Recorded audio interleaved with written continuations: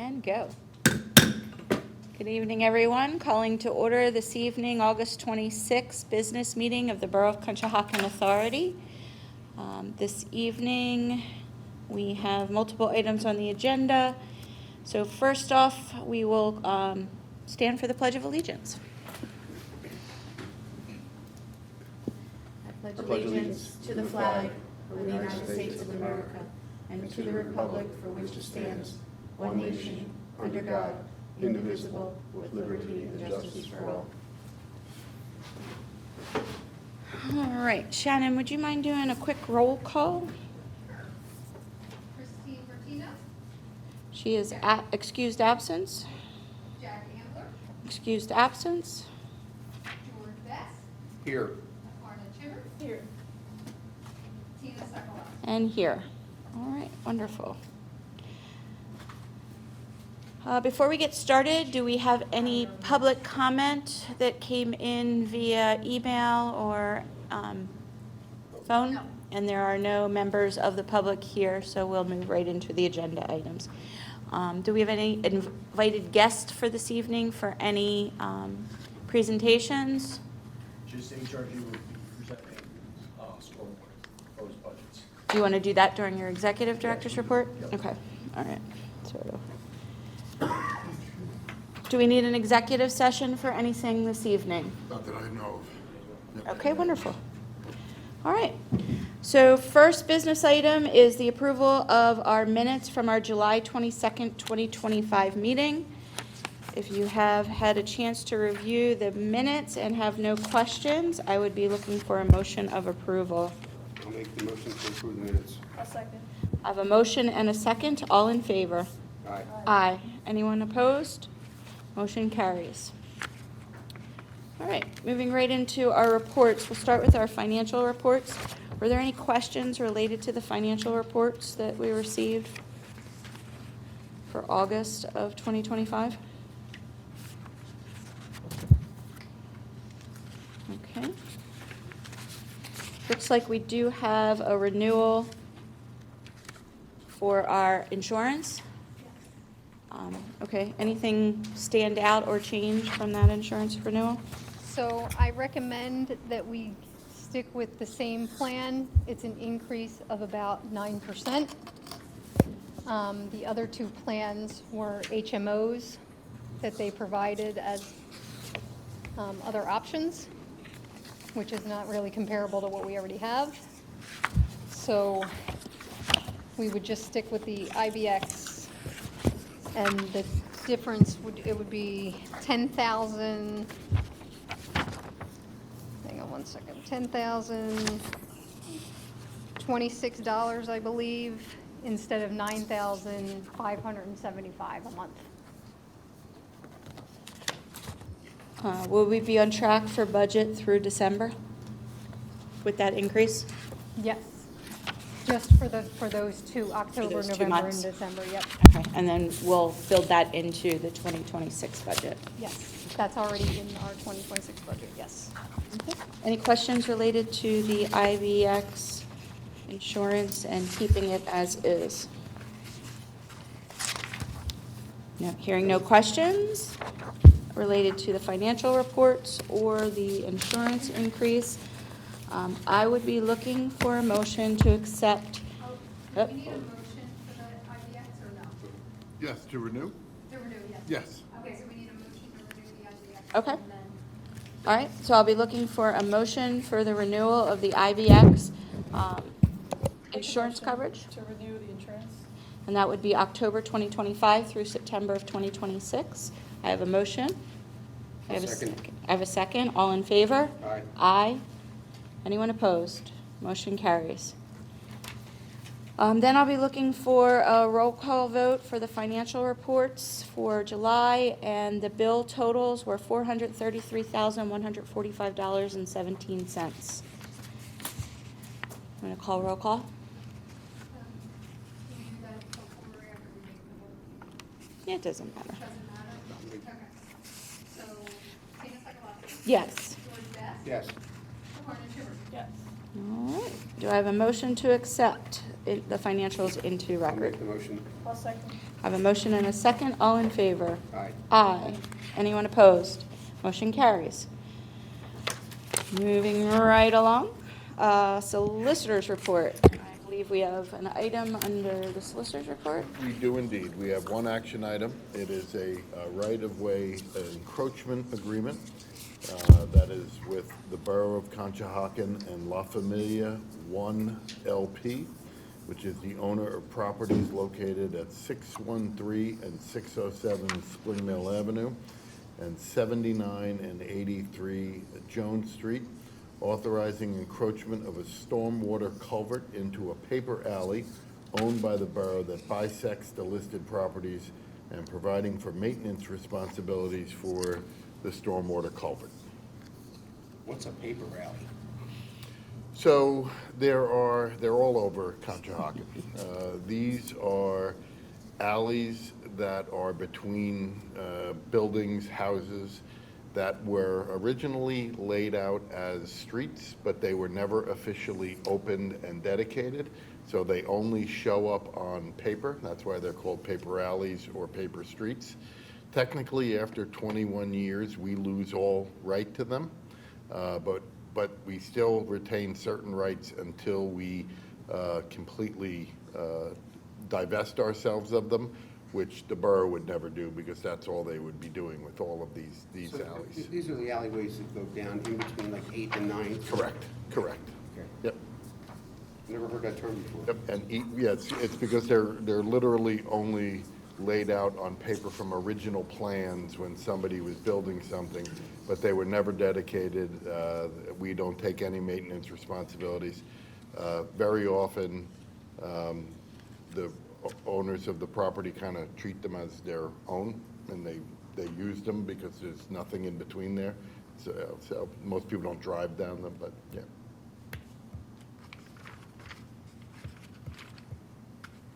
Any other questions related to the encroachment agreement?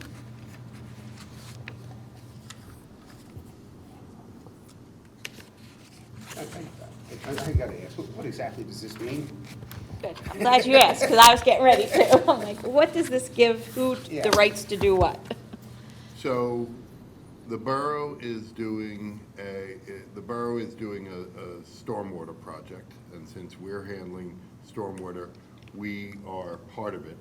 And as it says, there is a stormwater culvert that goes into this paper alley, which is ours, and we can use it. But it also goes on to these 4 other properties that are owned by LaFamiglia I LP. So in order for us to do this culvert project, we need to go onto their property, so we need to have the encroachment agreement, which literally allows us to go onto the property. We then have an easement agreement, which means they can't do anything over our culvert or over the borough's culvert. And it also provides that we'll be responsible for maintaining the culvert and making sure the culvert itself is cleaned out, making sure everything on top of it is cleaned. So that's what this is. So it's just a hole that goes into the sewer line, or not the sewer line? Stormwater line. line, right.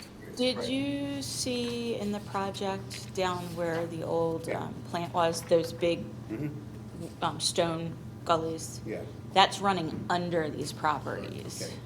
Okay. And sometimes with a culvert project like this, part of it is underground and part of it is above ground. If it goes under a street, they're gonna put in, that big corrugated storm sewer pipe.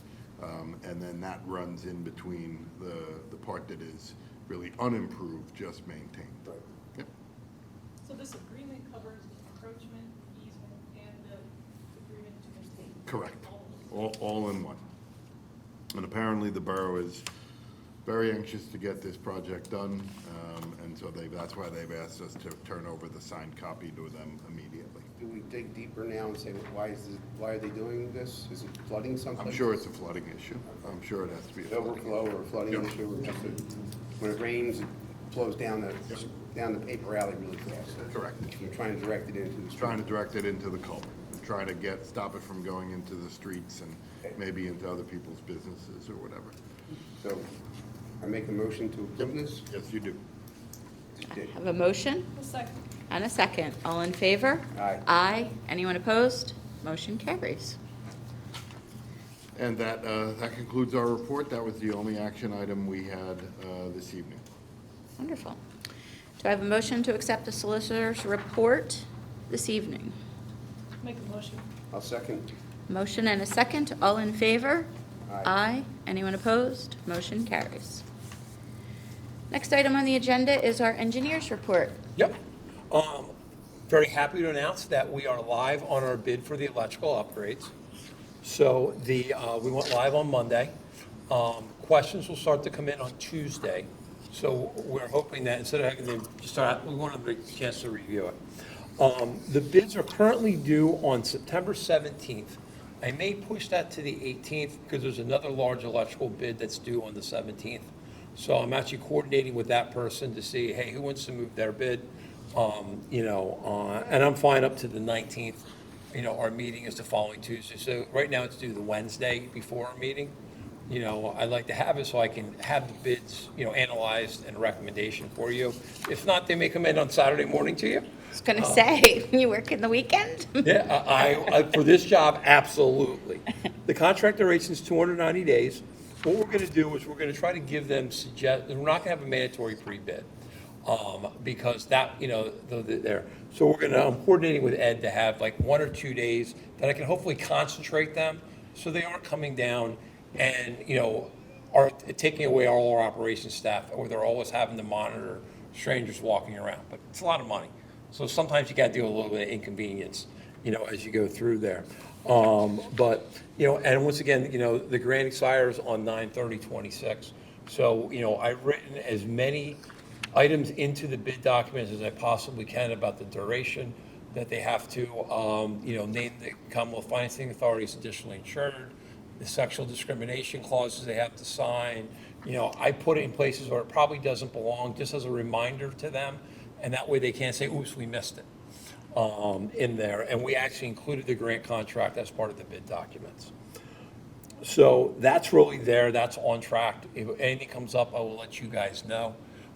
We are on a tight schedule. Absolute worst case scenario, if we had to extend it, I would probably ask you guys to have a special meeting. I don't think that'll be necessary, but I always like to say that, hey, if something comes up the 11th hour, I can't lose a month. Because I think we're actually September's like one of the earliest months we could ever have, and October's one of the latest ones. And we do have to be done. So that's it on the electrical upgrade. We've remained on schedule the whole way through, and hopefully, knock on wood, we stay there. Influent pump station, now that we got this out, we're working to complete that design. I'm going to hold off on the bidding of that until I get a schedule on this, because I don't want this contractor bumping into the other contractor. In an ideal world, they both get the same, I get the same guy, but, so we are going to delay that a little bit, just so I get a schedule, because I don't want to have two people that both, want to be at the same place at the same time. That way I can include the schedule in the influent pump station upgrade with these guys, so they're not trying to do it when we're doing a power outage or on temporary power. But that shouldn't be a problem that way. It'll all be expenditures in 2026 for real expenditures. We want to have it awarded this year. Next one is just an update on 401, 433 Washington. We're working with the developer on basically the release of flows. But the developer's agreement on this one had that they pay EDUs on a per building by per building basis. This is split between 2 apartment buildings by KRA, 4 or 6 Pulte condo units up there. So we actually had a virtual meeting with the staff, and I think Brent is going to be coordinating directly with Stephanie at the township, so that when they issue a building permit, we're going to say, you got to pay for your EDUs. That way we aren't chasing them down when they're going to closings. So we're coordinating that. The developer reached out proactively. Tom Go of KRE reached out and said, hey, we got to coordinate this. I want to make sure that you guys got your money when you need it, and that way. Will that be a change in operations moving forward for all new? No. 90% of the time, when you sign your developer's agreement, you fully fund everything. Because it was such a large amount, there was special concessions made to them, similar that we did with, so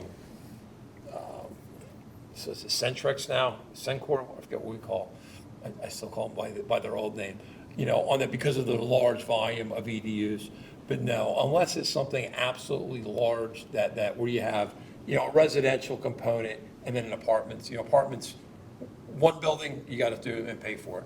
I also let him know that, hey, as soon as you pay for your EDUs on that building, we're going to start charging your minimum sewer charge.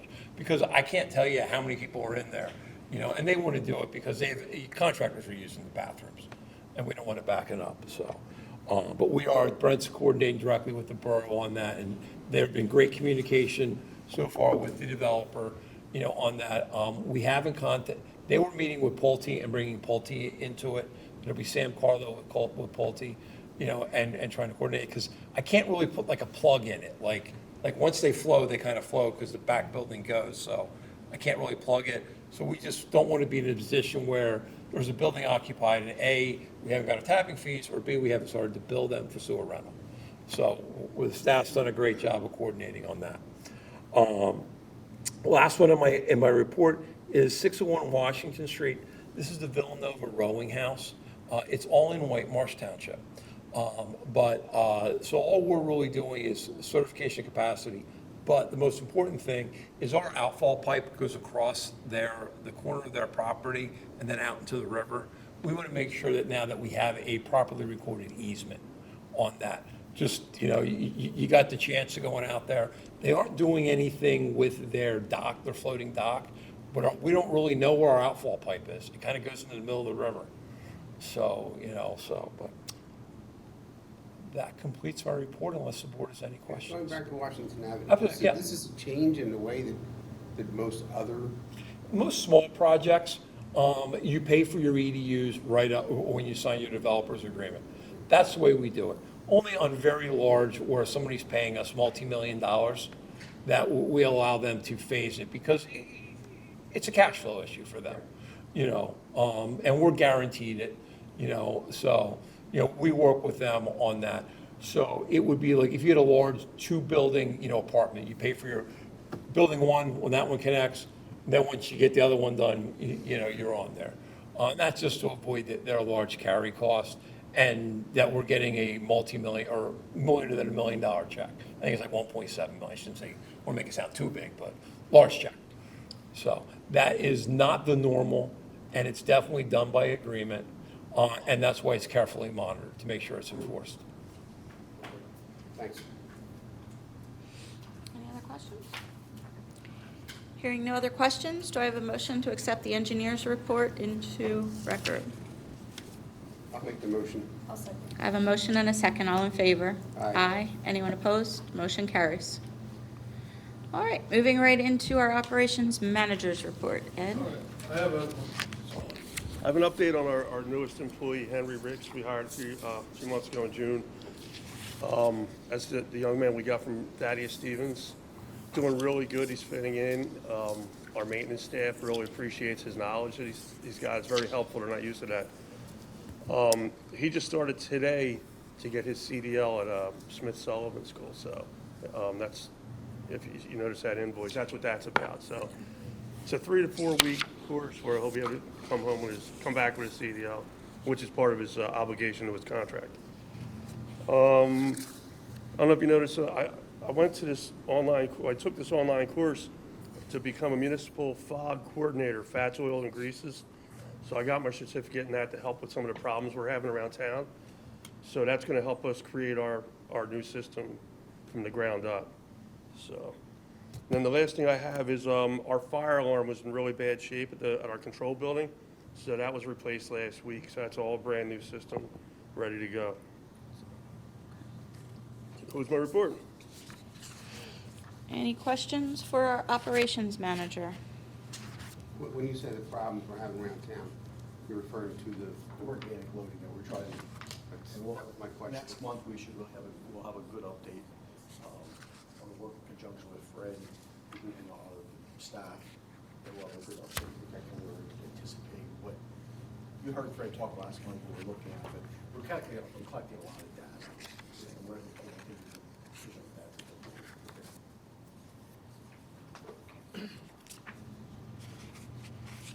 All right, hearing no other questions, do I have a motion to accept the operations manager report into record? I'll make a motion. I'll second. Motion and a second, all in favor? Aye. Aye. Anyone opposed? Motion carries. Next up is our executive director's report. Brent? So this past month, as we're working with Material Matters, we continue to evaluate every possibility for the future to optimize our solid sampling. As you know, that's been our major source of reduction of our footprint and our budgets, and we continue to do whatever we can to further that process to even get better, or at least maintain where we are. Linda announced next year she would be retiring in September. And just to jump in the budget, that's going to see, that's the major item you'll see in the budget is for ensuring that we have that smooth transition when she leaves. So she announced it, and that our plan is, September 30th, 2026, she plans on retiring. And amongst the budget, we'd be looking like 6 months prior to hiring someone to get the transition done. You need a 6-month transition, you think? I think 6 months. We're probably going to have to advertise earlier in the year because it might take us 4 months to get someone. So that's the game plan with her announcing. You'd be shocked. My office manager retired. I had 90 qualified resumes. And I thought I did the same thing. I panicked. Right now, it's a good thing for people with that office management, accounts payable. 2 months, 3 months on the street and hire hopefully by Yeah. May, June, and then go from there. Transition Yeah. between May and September, June, September, whatever. Okay. And you just heard Brett say there's a lot of people out there for that type of position, which is good news for us. We did receive the right to know request from the county for all food producers. That will be reviewed again with our organic loading. We're going to look at all those sites, make sure we're not missing anything. So I just received that this week. And then You received the responses this week? we received it from Montgomery County since they permit. Oh, okay. They Got it. our direct contact with all the food producer. It's easier to go through them than see if we're missing anything. Got it. And we go for that. And we'll work in conjunction with the borough as well. But we're looking at every avenue if we might miss something. Right. So I just received that this week. And then moving into our draft budgets, you can see in presenting in the packet. This is all preliminary, this is all draft. The discussion points, we have HRG tonight here to discuss, Tyler's going to discuss analysis of our current budget for stormwater. We're in 15, 16 months in this process when we started it. And as of right now, we have in our bank account for for capital improvements, we're only at $50,000. As you know, we anticipated 2026, 27 to reevaluate the structure of our fees. But due to the prudent nature of what we're being informed by HRG and what the future is with the expected new requirements, we need to build an estimate at our capital line item. So I'll turn over to Tyler to go over the discussions of the stormwater draft. Yeah, thanks, Brent. So as Brent said, we did some preliminary analysis, first on the MS4 program updates. So for those who aren't aware, DEP released a new draft permit earlier this year, and there is an expected shift from a sediment reduction to a volume-based reduction, which changes the game a little bit as far as how we're calculating our reductions and what we're expecting the cost to be to implement. So based on the preliminary, again, this all has preliminary, asterisks next to it because the draft permit is still a draft. But based on our preliminary estimates, we're seeing the potential for a $3.4 to $6.2 million requirement to meet those volume reductions. So based on that and the actual budgets that we've seen over the last year and a half or so, we did an updated version of the stormwater program budget, which includes those costs, as well as $1 million of infrastructure replacement and a rapid assessment of the infrastructure beginning next year. And that's just to get an idea of where the problem areas are, make sure we're addressing the worst first, and moving forward with a logical approach rather than, spot checking and being reactive.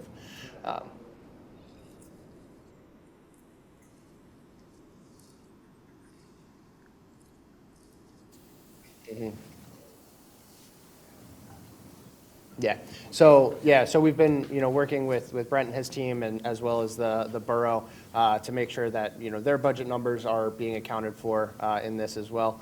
And the proposed budget and subsequent rate increases would be in next year a rate of $12.25 for the average residential property, $14.50 for 2027, and then it plateaus at $17. So that's what we're seeing the need to be to account for the rapid assessment, the infrastructure repair and replacement projects, on a large scale, and then the MS4 requirements as well. So we are assuming that the MS4 would be those costs would be done through borrowing, through a Penvest loan, and that debt would payments on that would start in 2030, the end of 2030. Yeah, so there's a little bit of a question mark next to that. The original schedule was NOIs being submitted September of next year, 2 years to develop they're calling it, instead of the PRP, it's being switched to the VMP, volume management plan. And the intent from DEP, again, as far as we understand it, is to have NOIs submitted next year for the new permit, 2 years of planning, and then partial design of projects, and then full construction by 2031. 31, yeah. So that would be, what we're seeing as those, assumed schedules. But DEP is requiring partial design before the plan is submitted as well. So we're having some confusion around what that means and to what extent partial is. They said anywhere between 30 and 50% design for that. So we're going to have those costs, earlier than we may have anticipated.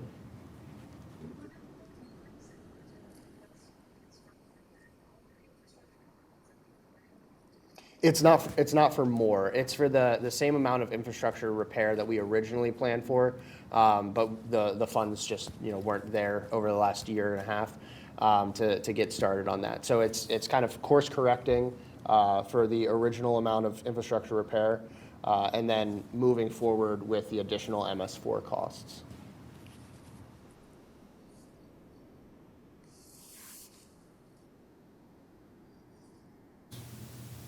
Do we charge? So can you repeat that number? It's the 2025 revenue. It's the very first number on this Oh, report. yes, correct, yep. That is from the $10. So then built into this is 1225, 2027, the 1450. You built that into the budget, correct? So that's why it goes up to 1.06 and then 1.2.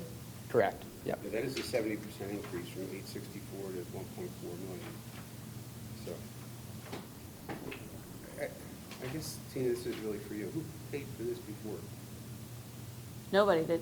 MS4 wasn't required. Right, okay, It's a new federal got it. mandate. It's a new man, okay.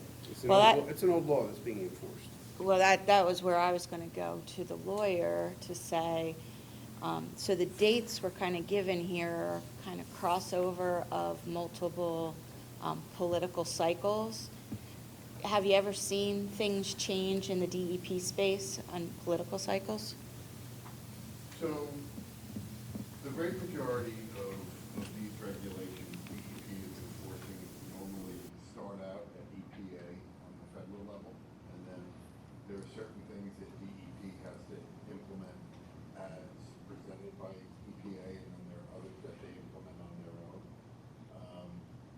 There are certain regulations that get relaxed from changes in administration, as we're kind of seeing now.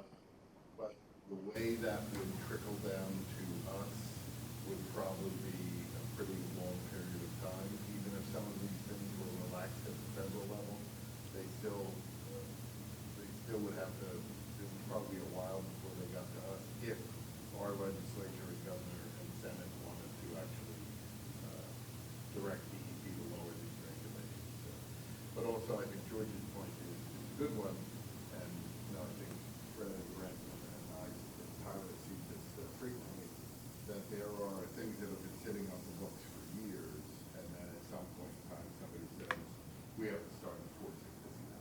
We want to start pushing this right now. So, yeah, that is a valid point.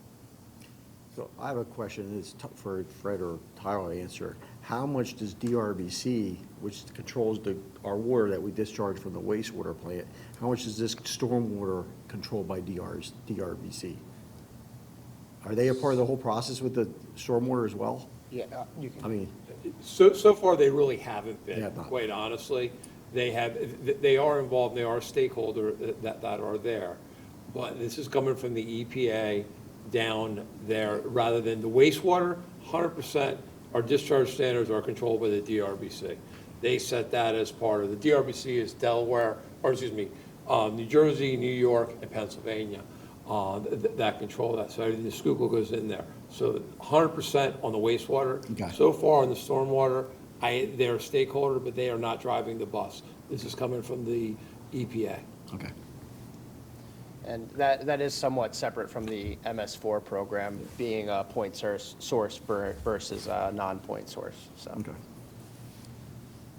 So the proposed increase over the next 5 years gets us to a plus surplus, which then would cover the dollars borrowed? Is that how you kind of looked at that? It would cover the payments for the borrowing, correct? Okay. And we're also assuming that, as we're going, we're doing some of the larger scale improvement projects. So was this planned when so the $10 right now, was this increase planned when we set that, or is this? I would say, yes. Yeah, we knew It was that planned. we knew that we were going to have to increase it. And our plan was 2026 evaluating, but based upon the economic conditions we had to move that up by basically a year.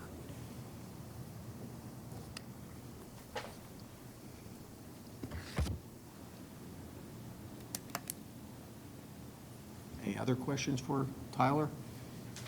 Again, like I said, this is only a draft. I mean, we just want to, I promise you, I get some. Preliminary. Yeah, it's all preliminary. We wanted to get out in August, because there's a lot of items on the draft, even from the sewer end. And I just want you to digest this over the next 2 months. Hopefully October, November, we're ready in position, but. So for 2026, it looks like it would be a $27 increase over the 12 months? You mean percentage or dollar? Dollars. Yes, dollars, yes. Over the full year. Over the full Yes, year? yes. Yeah. Yeah. Okay. Okay, I missed something. Where and why are we borrowing $4.8 million? That's for the MS4 projects. So we put in 4.8 as the borrowing, which is splitting the 3.2 and 3.4 and $6.2 million range. So we went in the middle of the range for our estimates of those project costs. We gotta hope tariffs stay low.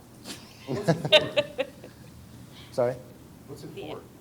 That would be for the next round of BMP projects, which the acronyms are also all changing, so be prepared for that. They're I don't know changing. what they always mean. Yeah. What does BMP mean?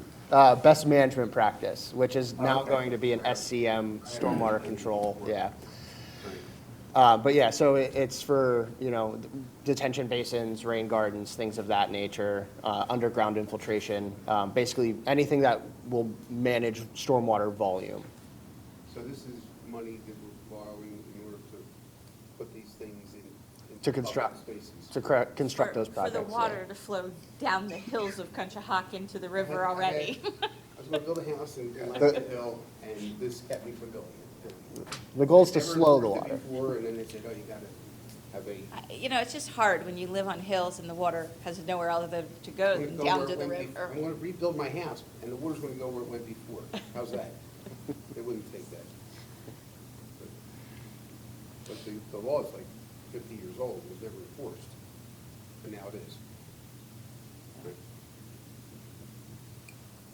Okay, so you're preparing us for the first phase of the budget, so this is the stormwater component, Yes. and then you guys are working on the sewer component. Yes, we're still working on fine tuning that, but, the major highlight, and Shannon, you can jump in, it's basically due to the fact that Linda's projected to retire next year. That would be the main source of our increase of the budget. We're trying to, our goal is to try to maintain zero with obviously cutting, optimizing our sludge handling, doing some even electrical items. But that's our main, if you look at, when you have a chance, just review the notes that we put in the comments. But that's the main item of concern. I mean, the plant knock on wood, is continuing to work well. And obviously, our goal is still work with Fred and the staff to determine the organic loading issue. That's not affecting the budget yet. Now, it's not, and I'll be honest with you, what they did on the sludge was remarkable. I told you guys that every month. But it's not only to be proud of, but you can't keep on doing that. Like, you're not gonna, at a certain pounds in has to equal pounds out. You can only biologically reduce it so much by your volatile solids reduction. And you guys went, so it kind of optimized it all in a year, so. Other than going to land application, there's nothing really you can do. And next year, we still have a 9% increase coming up with our prior increases. As you know, we had the assessment in there recently where the projection is to go up 10% for 5 years, which would stabilize the sewer end of our authority all the way through probably 2040 to stabilize us. And obviously, if we continue to be very successful with grants, it's only gonna help our bottom line. That's the other thing you gotta realize, is that we haven't spent any capital money for the last 5 years. The authority has received enough grants that it's paid for all your capital projects. If grants aren't there, you still have to do capital projects. Luckily, we've gotten a lot of the big ones kicked out, but you can never guarantee, A, that grant programs will be there, and then A, that you'll be awarded them. You guys have had a tremendous run. I mean, over the next 15 years, we're gonna be doing at least 2 rounds of RBCs being replaced.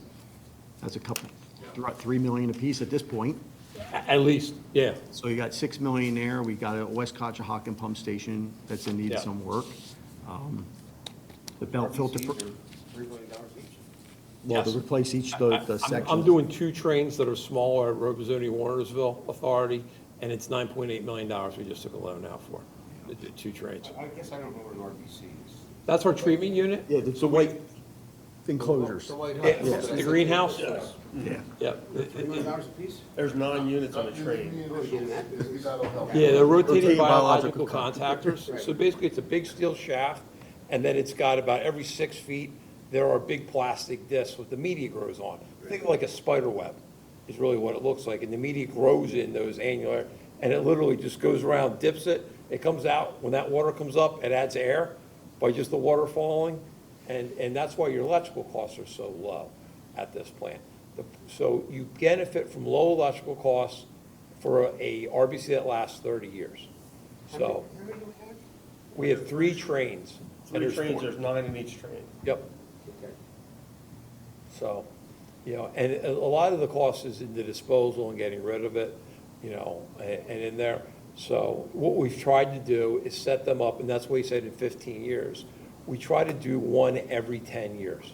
That way you don't get hit with cost shock and, you know, because otherwise you're taking out a massive loan, paying off debt, and take another massive loan. The goal was eventually to get to the point where we're cash flowing it. We can pay for it in cash, you know, as we go forward. And that's the ultimate goal. I know Tyler and I worked on the left and right. I'm giving my personal perspective of the budget. The borrowing authority is on, right now, is not in good position because of what occurred with, purchasing West Conshohocken. So our goal is to stabilize this. Hopefully, things happen in a positive way in the future with whatever the regulations are. And then just one more item I mentioned about, the projection with the sewer is, we know the belt press, which was projected to be replaced, which we're stabilizing that hopefully for the next 6, 7, 8 years, but sometimes between 2030 and 2040, there's going to be a major capital improvements for the solid handling ends. And that's why we're doing this material matters evaluation, because, and you know what's happening, the cost of getting rid of sludge is just going to skyrocket. And you're talking $300 a ton within the next 5 years. That's what the going market's going to be. And our goal is to hopefully land apply it, and we don't know where the PFAS, that regulation is going to take us with land application. That's the biggest thing, because, I mean, like, right now, to go to a landfill in my more rural townships, it costs us $174 a ton with Mascaro. When I land apply it, it's $28 a ton. And that's what we want to get to. That's a big number change. And And we're monitoring the PFAS, liability and responsibility, very constantly. And, we know what the rules and regulations say. We need to see what the courts eventually say. So that will complete my report this Great. month. I'll make a motion to accept the executive director's report. I'll second. I have a motion and a second. All in favor? Aye. Aye. Anyone opposed? Motion carries. Any old business that we want to talk about? Nope, we're good. All righty then. Hearing nothing else for this evening, I will call meeting adjourned. You have something? I was going to make a motion to adjourn. There you go. Do I have a motion to adjourn the meeting? I'll second. I have a motion and a second. All in favor? Aye. Meeting adjourned.